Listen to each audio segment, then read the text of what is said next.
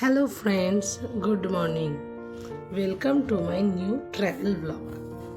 আর আজকে আমরা গাড়ি করে যাচ্ছি মায়াপুরে। এটা আমার আগে মায়াপুর যাওয়া হয়নি, এটা আমার ফার্স্ট টাইম ভিজিট। যাওয়ার রাস্তাটা বেশ সুন্দর, প্রায় 2.5 ঘন্টা লাগে।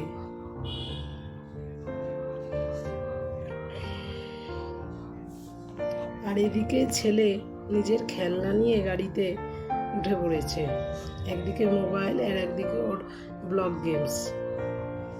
আমরা সামনে কৃষ্ণনগরে ব্রেকফাস্ট করব।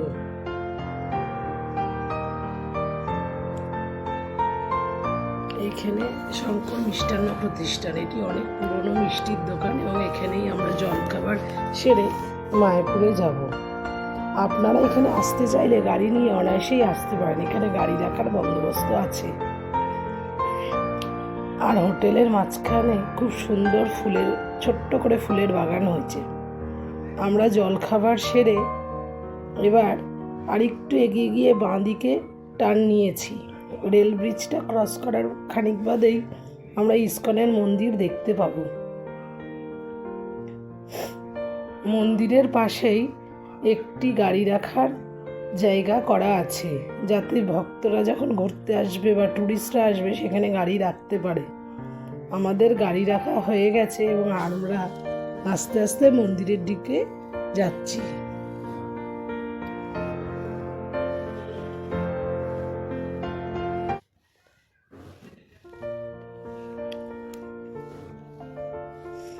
আমরা মন্দিরের ভিতরে ঢুকে গেছি এবং যে জিনিসটাই আমার চোখ কাড়লো সেটা হচ্ছে মন্দিরের চারপাশটা খুব সুন্দরভাবে সুসজ্জিত। মন্দিরে ঢুকেই আগে ছেলে জুস স্টলে জুস করে ঠিক অরেঞ্জ জুসটা বাবার কাছ থেকে নিয়ে খাওয়া শুরু করেছে। এখানে জুসটা খেয়ে আমরা বাকি দর্শন করব। এই জুস স্টলটা মন্দিরের ভিতরেই অবস্থিত। আর এখানে একজন ভদ্রমহিলা আধ্যাত্মিক বই বিক্রি করছেন।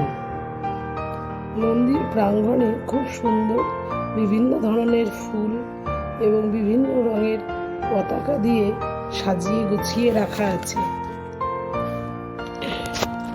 যারা আবাসিক বৃন্দ মন্দিরেই থাকেন তাদের জন্য ওখানে সমস্ত রকমের সুবিধাই উপলব্ধ, যেমন এটিএম কাউন্টার, ব্যাংক, টাকা এক্সচেঞ্জ করা সমস্তই মন্দির প্রাঙ্গণেই হয়ে গিয়ে থাকে।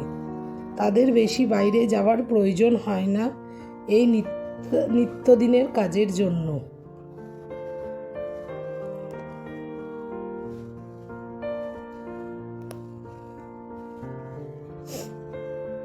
পুরো মন্দির এখনো কমপ্লিট হয়নি, মন্দিরটি এখনো আন্ডার কনস্ট্রাকশনে আছে। বেশ কিছু বছর আরো লাগবে দেখে যা মনে হচ্ছে। আর হাঁটতে হাঁটতে যখন যাচ্ছিলাম তখন চোখে পড়ল বিদেশিনীরা কীর্তন করছে আর মুখে একটা সুন্দর হাসি।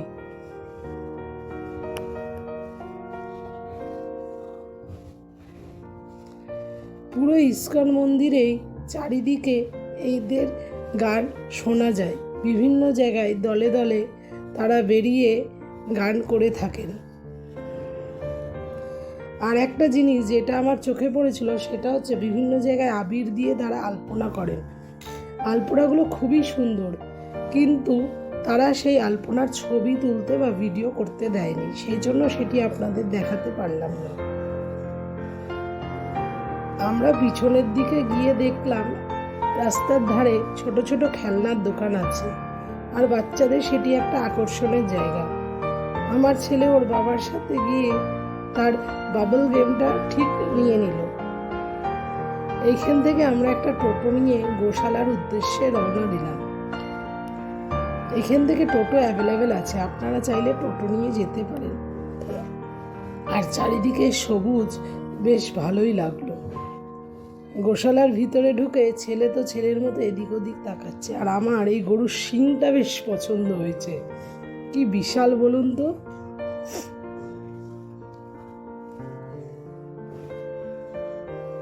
গোশালার বাইরে বেরিয়ে দেখি একটা গরুর গাড়ি অপেক্ষা করছে, মনে হয় আমাদেরকেই ডাকছে। দেরি না করে উঠে পড়লাম গরুর গাড়িতে। এইটা আমার প্রথম গরুর গাড়ি চড়া। এই গরুর গাড়িটা আমাদের মন্দিরের সামনে নিয়ে গেল। প্রচণ্ড খিদে পাওয়ার জন্যে আমরা আগে ভোগ প্রসাদ নিয়ে নিলাম। ভোগ প্রসাদ খেয়ে এবার বাকি জায়গাগুলো ঘুরলাম। সামনেই খুব বিশাল একটি মাঠ এবং সেখানে ফোয়ারা আছে। ছোট ছোট বেঞ্চির মতো করা আছে এদিক ওদিক, যেখানে মানুষেরা বসতে পারে। সবুজ ঘাসটাও খুব পরিষ্কার, আপনি চাইলে সেখানেও বসতে পারেন।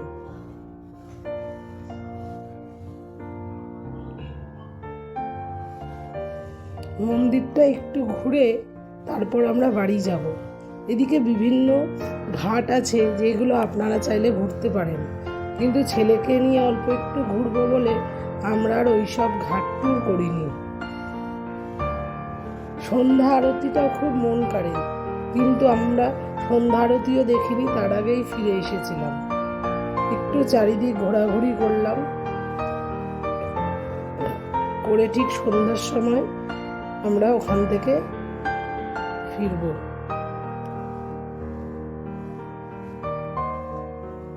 ওই সকালে বাবলস গেমটা নিয়েই ছেলে মনের সুখে খেলে যাচ্ছে। খুব সুন্দর গোছানো জায়গা, শান্ত পরিবেশ। আমাদের গেলে অটোমেটিক মনটা শান্ত হয়ে যায়। ধীরে ধীরে আমরা বেরিয়ে এখন গাড়ির গ্যারেজের দিকে গেলাম। গাড়িটা নিয়ে আমরা যখন বেরোচ্ছি তখন দেখছি রাস্তার ধারেও এরকম কীর্তন করে করে দলগুলি মন্দিরের দিকে ঢুকছে। আমাদের এই ছোট্ট ট্যুরটা আজকের মতো শেষ। আপনারা সবাই ভালো থাকবেন এবং ভিডিওটি কেমন লাগলো অবশ্যই জানাবেন।